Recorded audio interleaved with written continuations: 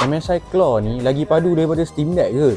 Okay, ni aku cerita sikit lah. Hari tu aku dah try main Steam Deck tau. Lepas aku main Steam Deck, aku main lah pula MSI Claw ni kan. Dia ada rasa lain macam sikit lah. Sebab apa? MSI Claw ni dengan lampu RGB dia, dengan screen dia yang sharp kan. Lepas tu dia punya refresh rate korang boleh setting sampai 120Hz. Yang itu yang maksimum.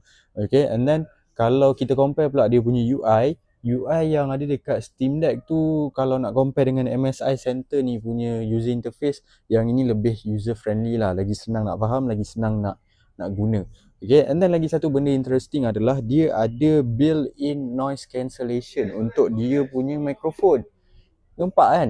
Okay, selain daripada tu, kalau kita nak compare daripada screen tu, kita boleh compare dengan Steam Deck OLED lah. Steam Deck OLED nak compare dengan MSI Claw ni, pada saya tak adalah nak kata jauh langit dan bumi juga kan. Yang ini still sharp.